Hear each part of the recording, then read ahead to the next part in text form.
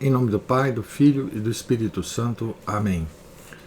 Ave Maria, cheia de graça, o Senhor é convosco. Bendita sois vós entre as mulheres, e bendito é o fruto do vosso ventre, Jesus. Santa Maria, Mãe de Deus, rogai por nós, pecadores, agora e na hora de nossa morte. Amém.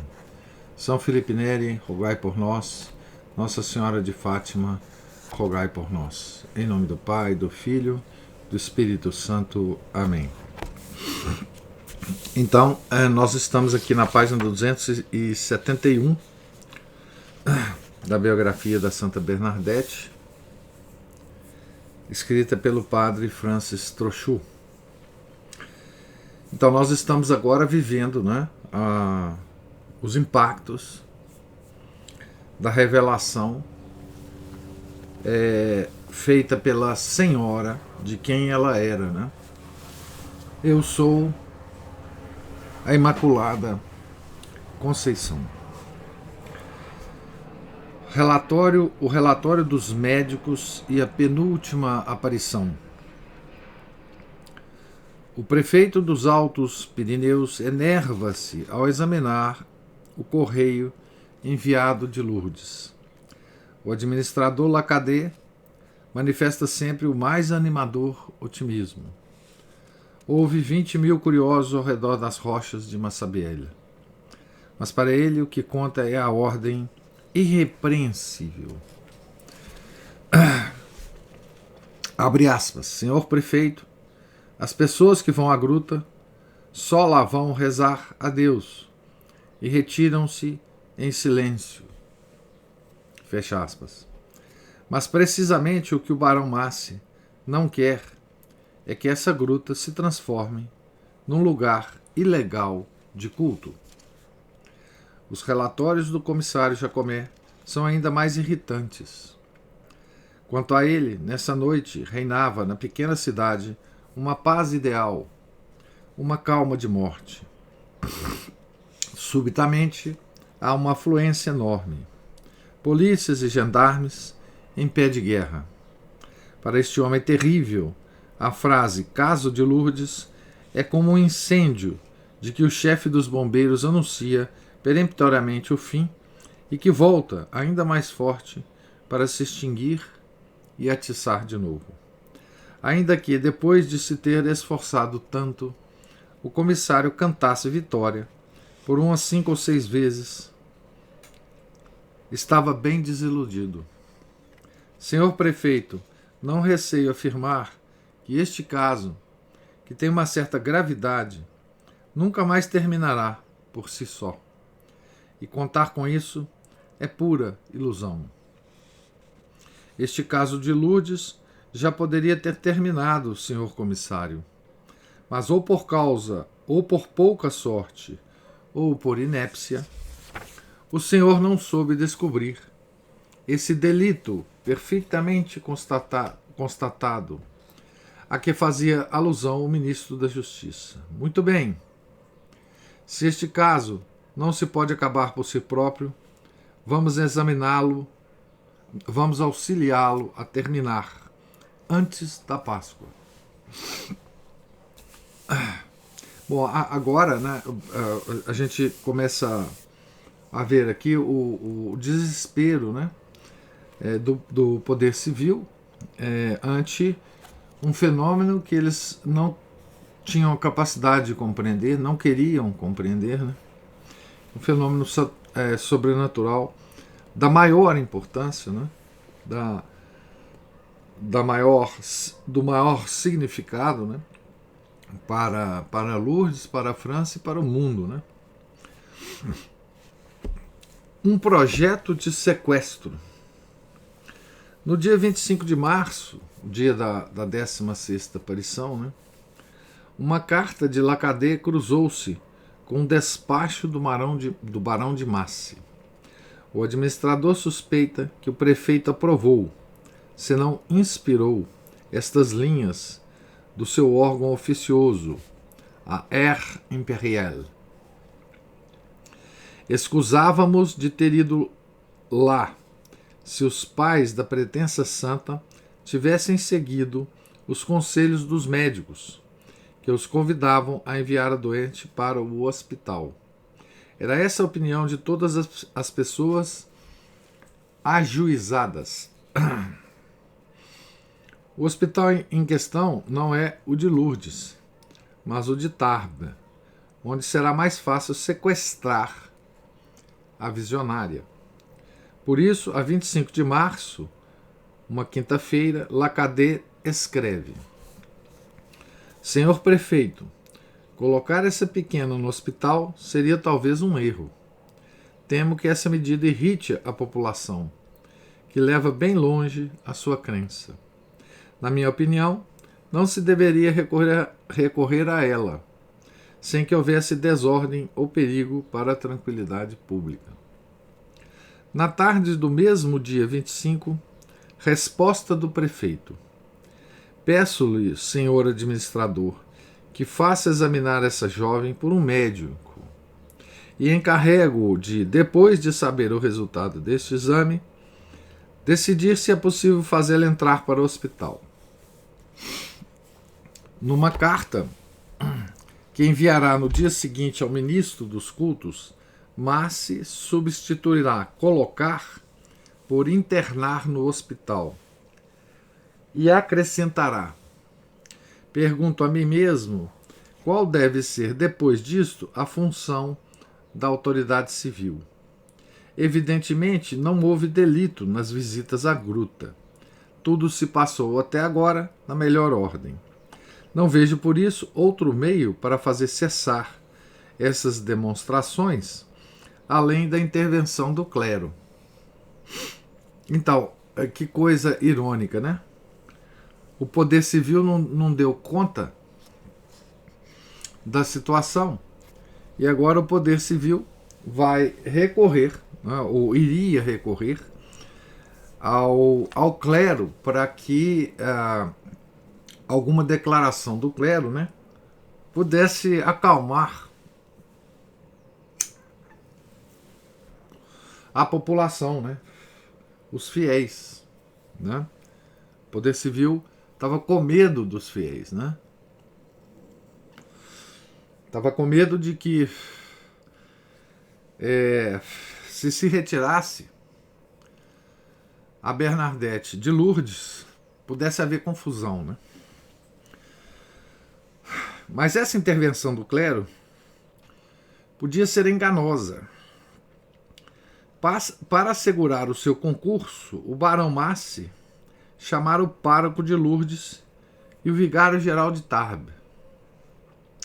Na ausência do bispo, que só devia regressar da visita pastoral no domingo. O prefeito apercebeu-se rapidamente que as posições do poder civil e do poder religioso não eram as mesmas.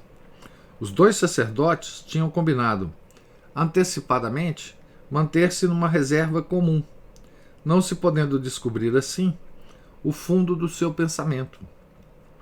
Se bem que Massi, descontente e inquieto, julgasse interpretar o seu silêncio, informando o ministro Roland algumas horas depois da entrevista.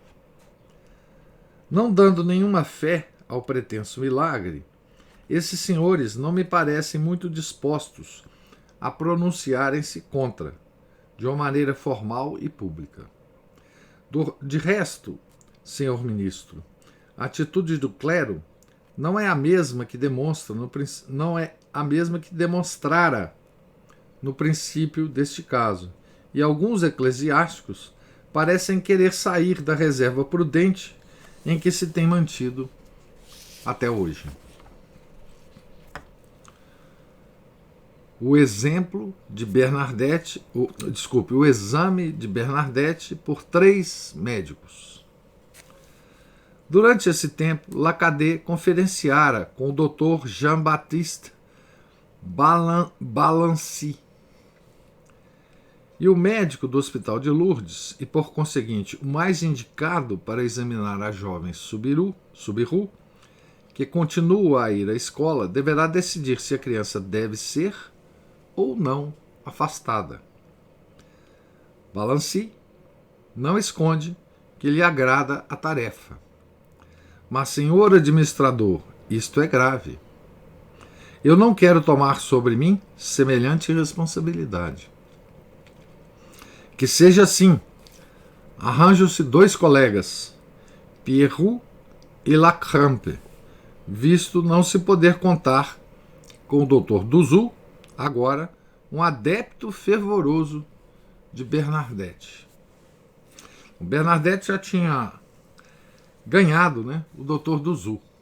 O Dr. Duzu já não era, digamos, médico confiável, né, para o poder civil, né? Quanto a Balancy, Lacrampe e Pierrot, católicos praticantes, não prestaram até agora grande atenção aos acontecimentos de Massabielle. Nenhum deles conhecia Bernadette. Nenhum tinha ido à gruta. Todavia, por desencargo de consciência, pediram a Romain Capdevielle que os informasse do que se passava durante as aparições. Na véspera de Ramos, sábado, 27 de março, os médicos apresentaram-se no hospital. É a hora da aula. Uma religiosa, sem dizer uma palavra, vai buscar Bernadette. A consulta tem início. Os 3 médicos têm que responder a 2 perguntas. Sofrerá esta criança uma doença mental? Tem necessidade de tratamento? Então essas são as 2 perguntas, né? O exame será, portanto, simultaneamente físico e moral. Se é que um médico possa fazer, né, um exame moral. Tá certo? Aqui já tem uma ironia grande, né? Que a ciência se dando o poder de invadir a área da moral. Hoje é muito comum isso, né, gente? Hoje todos os revolucionários, né, todos os inimigos da religião, eles não têm nenhuma vergonha, né, de fazer a ciência, a tal ciência, né, invadir a área da moral, né? Então isso aqui é digamos assim, um anúncio do que virá depois no século XX e no século XXI. Né? Observam a cor do rosto e o corpo da pequena Pirenaica. Interrogam-na sobre a sua saúde. Fazem-na respirar várias vezes. Com a maior seriedade, apalpam-lhe o crânio para descobrir, segundo as teorias de Gall, as protuberâncias da loucura. É muito engraçado isso, né? Segundo essas teorias, então, a loucura deixaria protuberâncias, né, no crânio, né? No crânio. Tiveram de confessar que não encontravam nada de anormal. Aqui tem essas protuberâncias da loucura, tem uma nota que informa o seguinte: as teorias fantasistas do pai da frenologia, o alemão Franz Joseph Gall, foram depois abandonadas. Mas na época era a teoria que se tinha, né? Daí a gente vê quão confiável, né, é a tal ciência. O resultado do seu exame. Eis o resultado do seu exame. Isso é o relatório, né, médico. A jovem Bernadette possui uma constituição delicada, um temperamento linfático e nervoso. Com 13 anos, não parece ter mais de 11. A sua fisionomia é agradável. Os olhos são vivos. A cabeça tem uma conformação regular, mas estreita, mais pequena do que grande. Diz ela que nunca sofreu da cabeça, nunca teve crises nervosas. Bebe, come e dorme bem. No entanto, a jovem Bernadette não tem uma saúde tão boa como se poderia crer. Sofre de asma. A respiração é levemente ansiosa e sibilante, e por vezes torna-se muito apressada. Até aqui os três médicos acertaram. É bem a pequena gentil, inteligente, mal alimentada, mal alojada, ainda não restabelecida completamente de um antigo ataque de cólera, e que necessita, como outrora, nas livres colinas de Bartre, de uma boa alimentação e de ar livre. Mas esta criança enfesada, que arrasta multidões atrás de si, não será uma desequilibrada? Para se informarem convenientemente, os nossos médicos vão fazê-la falar longamente. Sem mesmo perguntar por que razão esses desconhecidos vieram interrogá-la, Bernadette conta-lhe as suas visões. No relatório que eles enviaram ao administrador de Lourdes, demonstraram preocupar-se com a exatidão, somente não partilhando as ideias de mestre Capet de Viel sobre os fatos da gruta. Eles apenas podiam explicar os êxtases de Bernadette por causas naturais: alucinação, exaltação. E para reforçar a sua tese, deformaram certas informações do advogado de Lourdes. Este, o Dr. Balancy, confessá-lo-á mais tarde, ao arrepender-se, tinha dito, para descrever o ardor penitente de Bernadette, que ela parecia morder a terra. Ora, os médicos modificaram para: deita-se com a face contra o solo e, nos acessos do seu delírio, morde o pó. Ouçamos estes graves doutores, menos ingênuos, segundo eles julgam, do que o seu colega Duzu, a quem pretendem fazer uma censura indireta. Porque o doutor Duzu, né, já tinha se convencido do fenômeno sobrenatural que estava ocorrendo na gruta. E, portanto, esses três médicos pretendiam, né, fazer uma censura, né, indireta ao Dr. Duzu.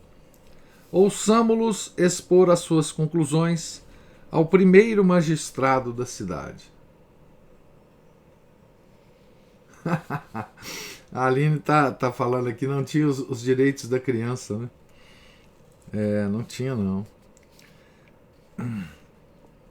Mas essa descrição é muito interessante, gente, porque é uma descrição tão completa e mostra tanto, né, o desespero das pessoas pouco crentes, né? Porque aqui todos eram católicos, né?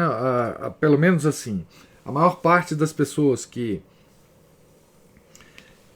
estão envolvidos, né, no caso, né, são católicos, né? Tá certo? Então, essas informações, né, são muito importantes, porque a cada exame, a cada informação que sai, mais se confirma, né, a estabilidade mental da Bernadette, a delicadeza da moça, a honestidade dela, enfim, né? Então vamos lá, vamos ao relatório aqui. Não há nada que demonstre ter Bernadette querido impor-se ao público. Esta criança é de uma natureza impressionante. Pode talvez ser vítima de uma alucinação. A sua atenção foi sem dúvida atraída por um reflexo do lado da gruta. A sua imaginação, sob a influência de uma predisposição moral, olha, aqui agora eles já estão fazendo um juízo moral, né? Sob a influência de uma predisposição moral, deu-lhe uma forma que impressiona as crianças, a das imagens da Virgem que se veem sob os altares. Ela conta a visão às amigas. Estas levam-na à gruta. O rumor alastra na cidade. Fala-se de prodígio, da aparição da Virgem. A moral da jovem criança é afetada e a sua exaltação atinge o auge. Veja a explicação dos médicos, né? Se eles têm alguma possibilidade de ter autoridade sobre isso, né? O que antes não passava de uma simples alucinação começa a ganhar ascendente, absorve-a cada vez mais e acaba por isolá-la do mundo exterior no momento da aparição. E esta afecção da inteligência, que coloca o indivíduo afetado sob o domínio da ideia que o absorve, é um verdadeiro estado estático. De resto, há vários exemplos dessa espécie de alucinação apontados por muitos autores. Consequentemente, os abaixo-assinados julgam que a jovem Bernadette Soubirous pôde apresentar um estado estático que se renovou por várias vezes, que este é uma afecção moral, cujos efeitos explicam os fenômenos da visão. Quer dizer, é claro que esses médicos não estavam entendendo coisíssima nenhuma do que estava acontecendo, não é? Tinham que escrever alguma coisa. E eles sim, afetados por suas afecções morais, não é? Escreveram essa besteira que está aqui, não é? Certo? Mas veja, é uma autoridade falando, né? É uma autoridade científica, né?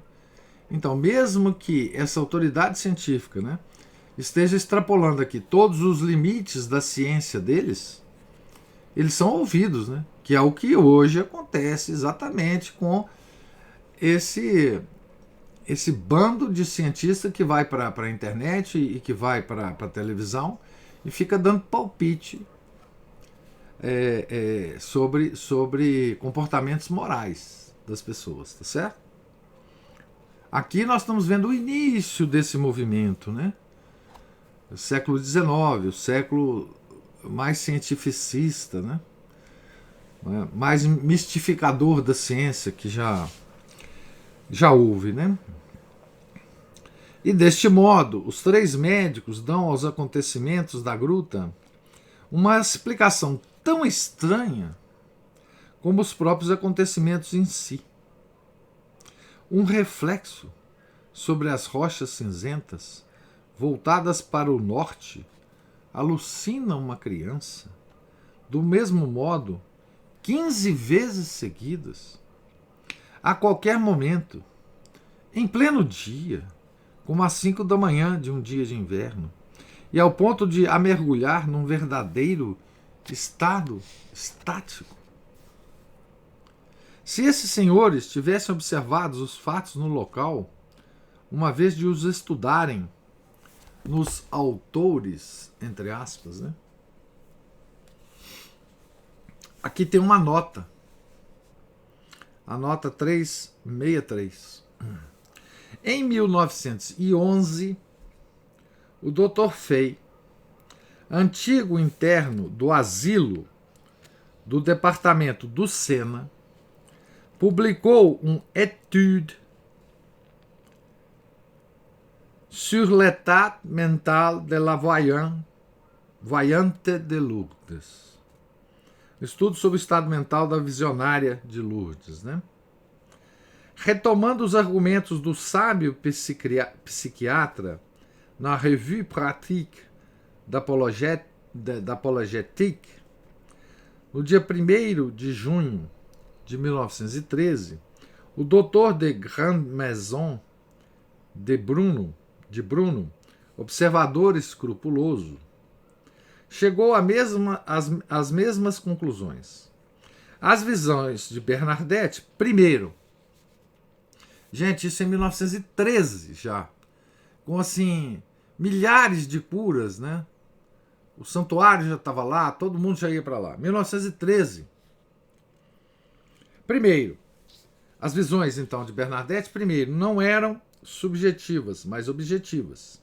Segundo, ultrapassarem muito as suas capacidades intelectuais.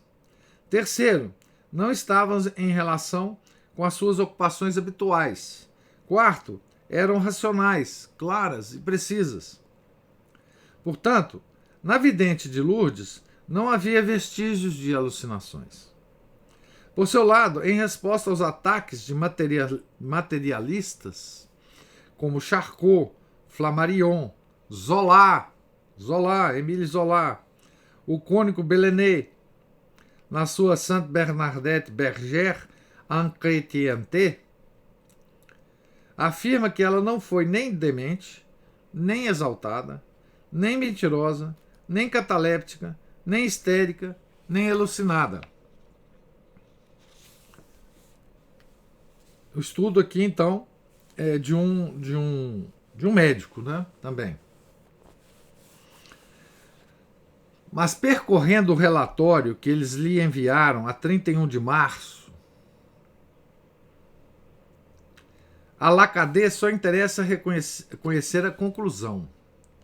Respira era precisamente o que ele previra e desejara.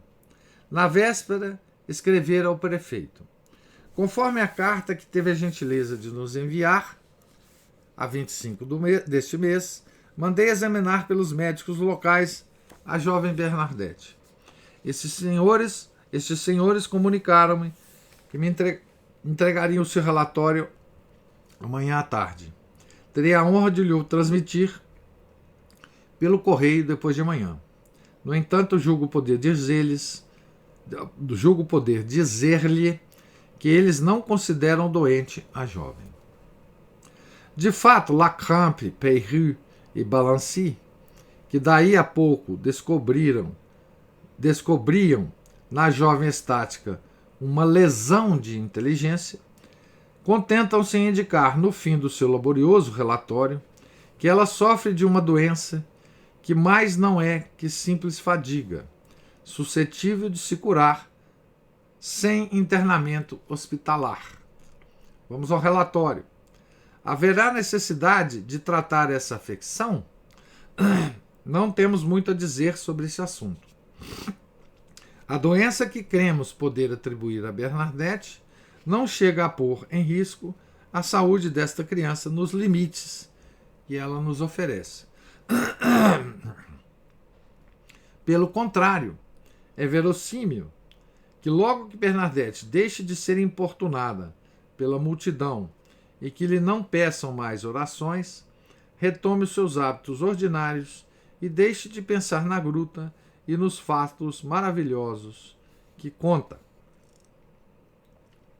Aqui tem uma outra nota, dizendo assim: das declarações do Dr. Balancy, que o Dr. Balancy fará em 1878, 20 anos depois, né, ressalta que esse relatório de 31 de março de 1858 causou remorsos imediatos aos seus signatários.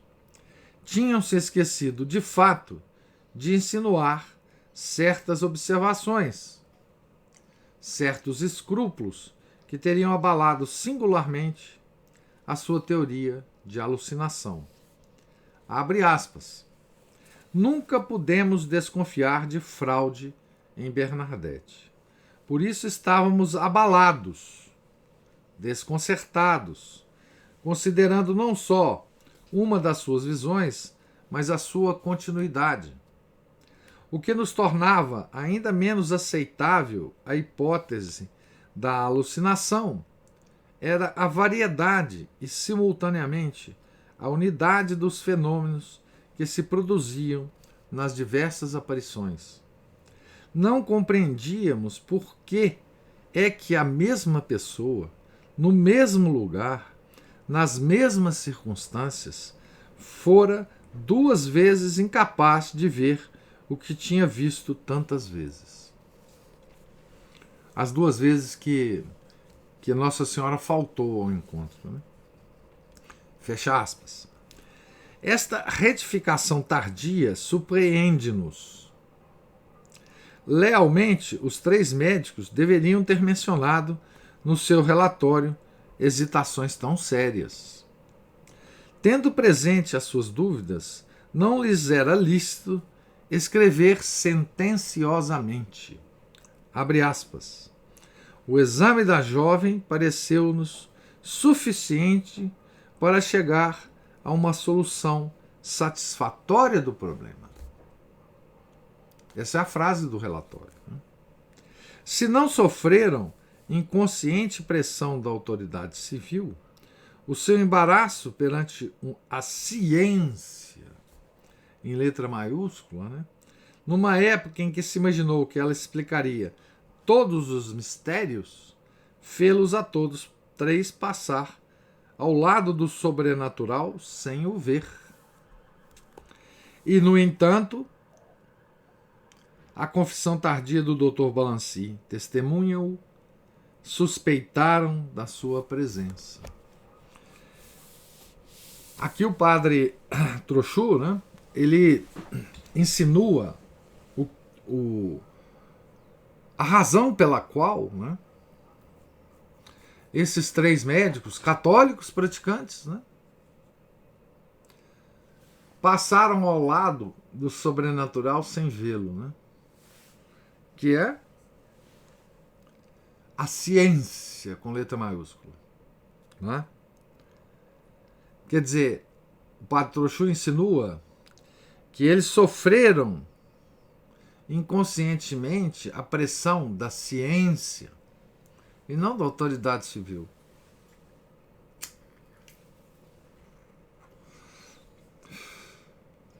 E o que é essa pressão da ciência, gente?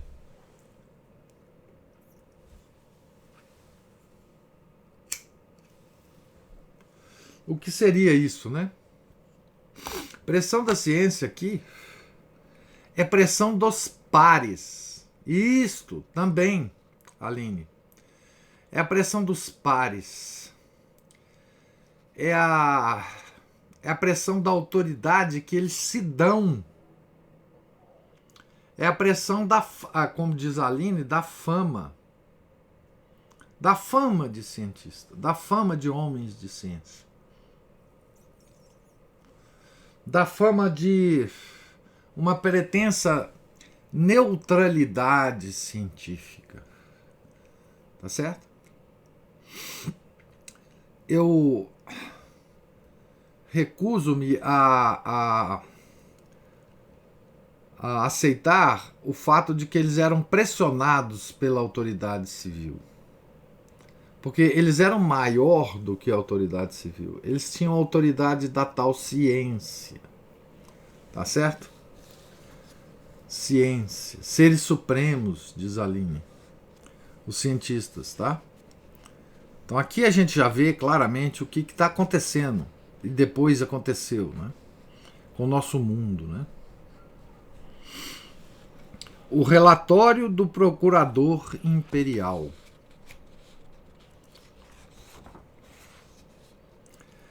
Assim que eu recebeu, o barão Massey comunicou esse relatório ao bispo de Tarbes e ao procurador imperial de Lourdes. Dutour, doutor Dutour, né, que refletira longamente sobre os fatos de Massabielle, ia, a 2 de abril, sexta-feira santa, levar ao conhecimento do procurador-geral Falcomet reflexões eivadas de ceticismo e até de ironia, mas cuja força e clarevidência não deixavam de surpreender. Vamos ver o que o Dutour fala. Sem examinar, escrevia ele, se o relatório justifica o internamento de Bernadette num hospital, duvido da eficácia da medida. O clero de Lourdes, pelo menos os vigários, encorajam as peregrinações à gruta. A população sente-se arrastada. A autoridade municipal parece pouco disposta a levantar obstáculos, e assim essas peregrinações continuarão. Quer Bernadette esteja presente, quer não. O prefeito engana-se quando atribui a continuação do movimento, que parecia ter cessado a 4 de março, à circunstância de Bernadette ter recomeçado as suas visitas à gruta. Bernadette só reapareceu na gruta uma vez, a 25 de março, dia da Anunciação. Já não é atrás dessa jovem que a multidão ali vai. Já não é dela que parte o sopro que agita a vaga. No papel muito apagado que desempenha agora, ela é apenas arrastada. A atenção concentra-se cada vez mais na gruta. É ali que a Virgem se dignou a aparecer. É ali que ela quer ser venerada, numa capela que eles lhe devem construir. É ali que as almas vão matar a sede, numa fonte inexaurível de graças, e que os corpos arruinados pela doença e pelos sofrimentos encontram uma outra fonte, esta visível e tangível, na água que brota do rochedo e que possui a extraordinária virtude de aliviar e curar. Esse é um médico, um representante, digamos assim, da ciência, que não deixou que o seu coração se endurecesse perante o sobrenatural, né? Acaba aqui o trecho, então, do Dr. Dutour. Bem entendido que o procurador imperial não sabia justificar estes desvarios da imaginação. Expressões do relatório dos 3 médicos, né? Estes desvios do sentimento religioso que o erro e a mentira cegam por vezes, como todos os outros sentimentos, e se transformam naquele espírito de superstição de que fala o prefeito. Fecha aspas. Por que meio voltarão os transviados ao bom caminho? Oh, nada de violências. Obstáculos? Abre aspas, a municipalidade de Lourdes mostra-se pouco disposta a erguê-los no caminho da gruta. Fecha aspas. De novo, e sem o saber, Dutour profetiza. Mais um trecho de Dutour. Quaisquer medidas serão recebidas aqui muito desagradavelmente. A gruta tornou-se para Lourdes um lugar precioso por várias razões. Uma piedade respeitável no seu princípio, mas indiscreta no entusiasmo e pouco sensata no objeto, faz dela já um santuário venerado e sagrado. A credulidade, lugar de predileção divina, e o campo de milagres cotidianos. Para os pobres, é a esperança e a garantia de abundantes esmolas. Para um grande número de indústrias, motivo de consideráveis benefícios. De novo, né? Os benefícios financeiros, né? que eles acusavam ser o interesse da família Subiru, né? Agora se transforma em interesses da municipalidade, né? A tal municipalidade. No fim da sua longa carta, o procurador imperial declara-se inimigo das meias medidas e desaprova a inércia complacente da municipalidade. Quem poderá lutar vitoriosamente contra todos esses interesses reunidos? Só o clero, pensa o procurador imperial. Depois do prefeito, naturalmente. Mas há um terrível mas. O clero parece cada vez menos firme. O pároco de Lourdes, tão inteligente, tão zeloso, tão bondoso, tão sábio, Dutour começa por cobri-lo de elogios. Abre aspas, enganado, sem dúvida, pelas informações que não averiguara com bastante cuidado, deixou-se impressionar por fatos a que negaria todo o valor se desconfiasse mais do discernimento e do estado moral das pessoas que lhas deram. Estas ideias provocaram um ardor desusado nos seus vigários. Fecha aspas. O pároco deixou de erigir na gruta uma espécie de altar. Consentiu em receber para os pobres o dinheiro depositado junto desse altar. Depois, por ordem da autoridade administrativa que se apressou a dar ordens, este dinheiro, 61 francos, em 25 de março, 75 francos na quinta-feira santa, 1º de abril, foi enviado à Caixa da Repartição de Beneficência, ou seja, ao Poder Civil. Não ficou com o clero, né? Não ficou com o clero. Continuando com o doutor Dutour, né? A competência da autoridade civil é discutida e contestada, as suas intenções caluniadas. Se nos seus atos não caminha firmemente, será acusada de incapacidade. O senhor resolverá, senhor procurador-geral, se nessa situação o interesse superior da ordem pública, de uma ação moral e mesmo de uma religião esclarecida, não obriga a encerrar o caminho da gruta, se bem que a ordem material não tenha sido perturbada até hoje e nenhum delito se tenha constatado. Isso aqui, na verdade, é parte do relatório do procurador-geral e não do doutor Dutour, né? Veja bem, ele fala aqui uma expressão sensacional, né?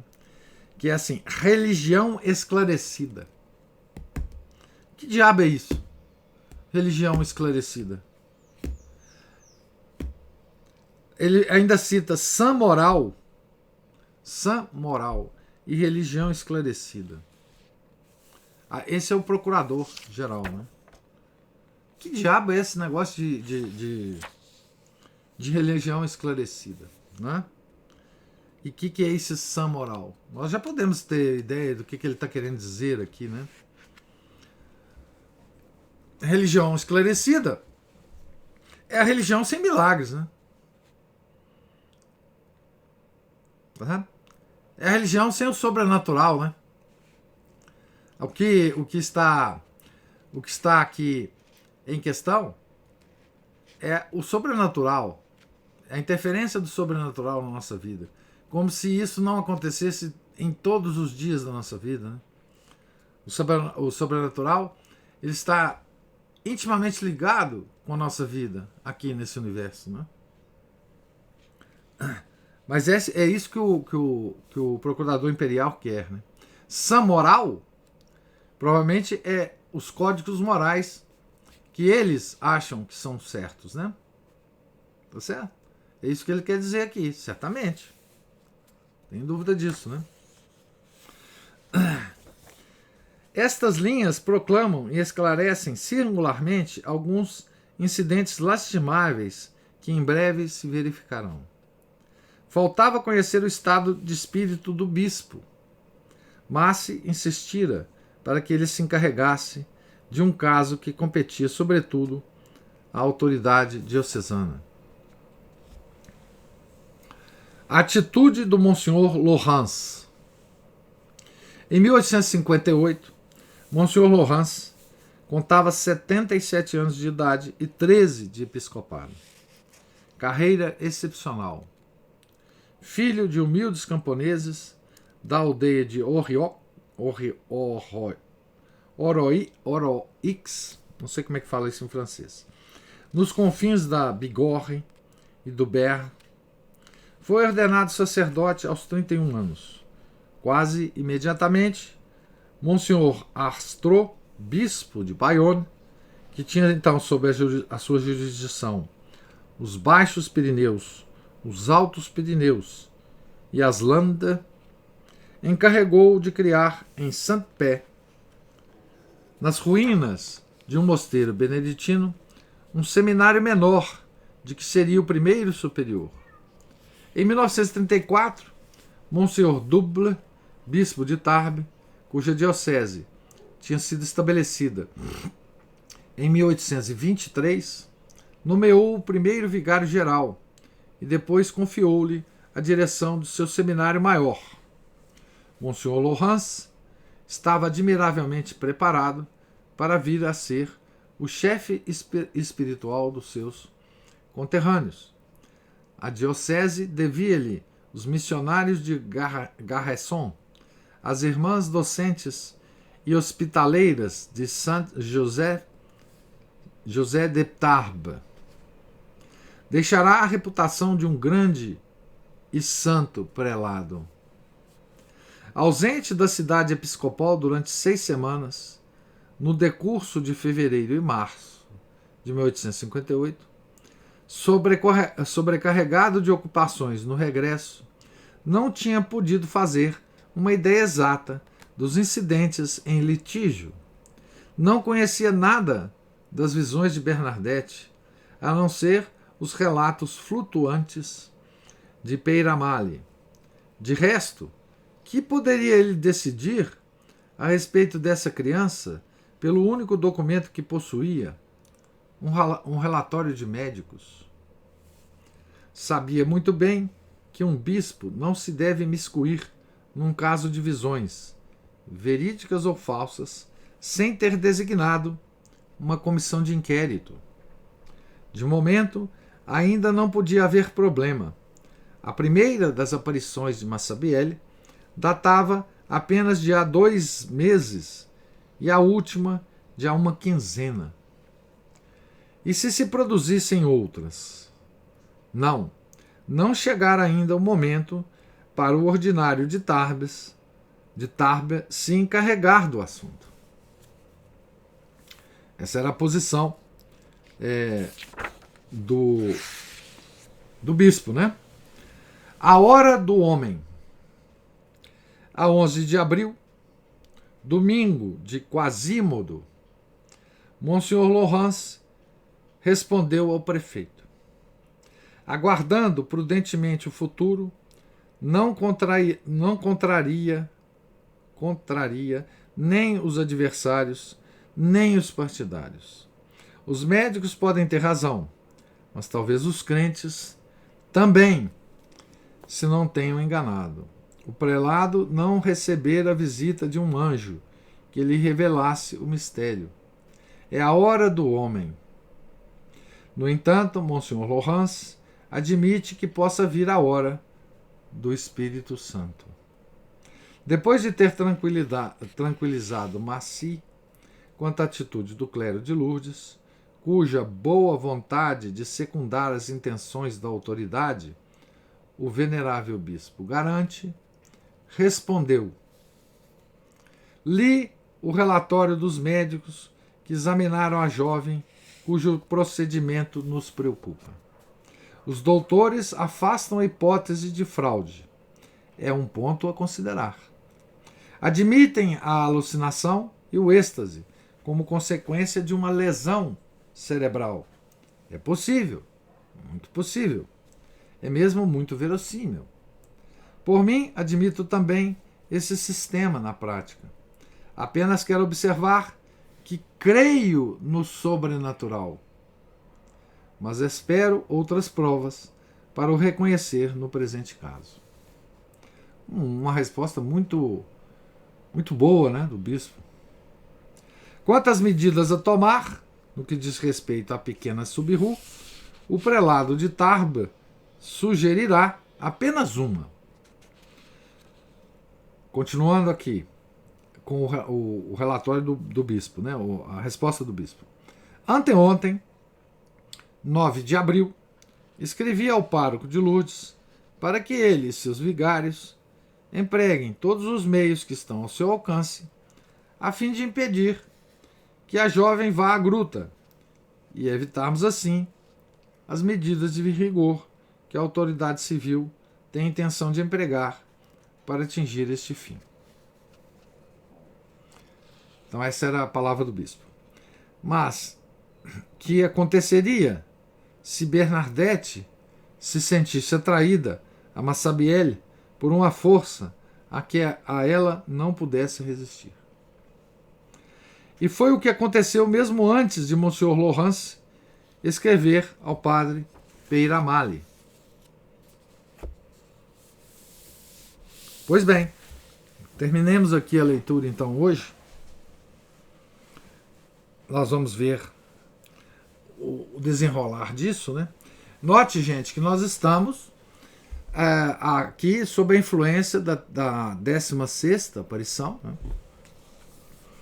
Da revelação, né, da Senhora para a Bernadette, né? Eu sou a Imaculada Conceição. E toda essa movimentação aqui está sendo feita na cidade, né? Depois dessa aparição, né? Então,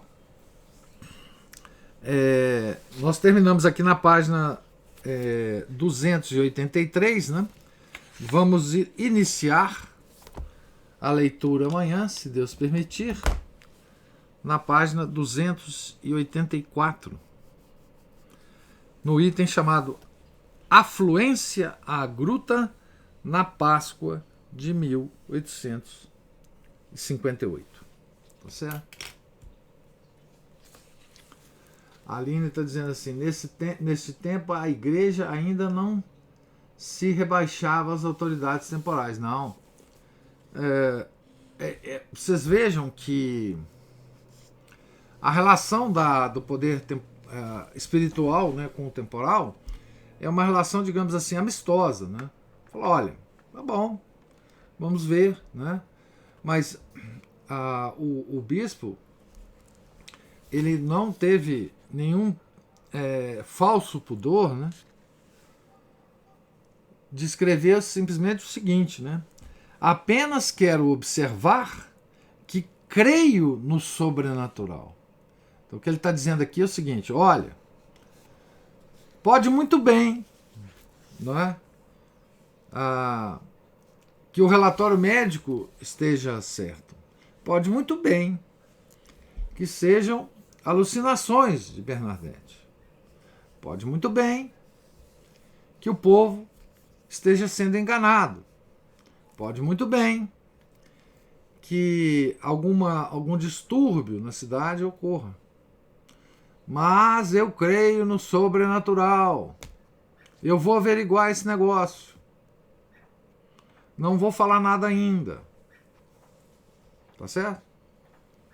Mas, senhores do poder civil, o bispo da igreja crê no sobrenatural. Né?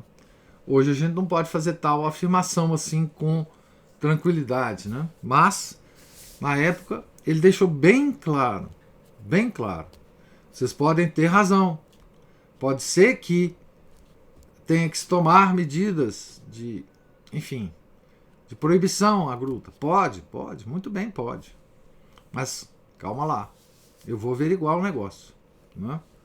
Essa é a posição do bispo. E muito, muito certa. Posição realmente de um bispo, né? Sucessor dos apóstolos, né? Tá certo? Alguma outra observação, gente?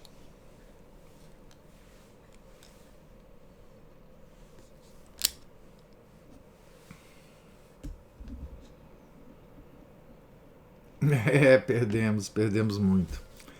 Então, Deus lhes pague a presença, a paciência, tá certo? E amanhã, se Deus quiser, nós estaremos aqui. Em nome do Pai, do Filho, do Espírito Santo. Amém.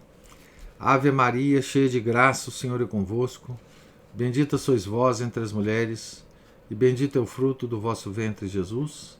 Santa Maria, Mãe de Deus, rogai por nós, pecadores, agora e na hora de nossa morte. Amém. São Felipe Neri, rogai por nós. Santa Bernadette, rogai por nós. Nossa Senhora de Lourdes, rogai por nós. Em nome do Pai, do Filho, do Espírito Santo. Amém. Tenham todos um santo dia.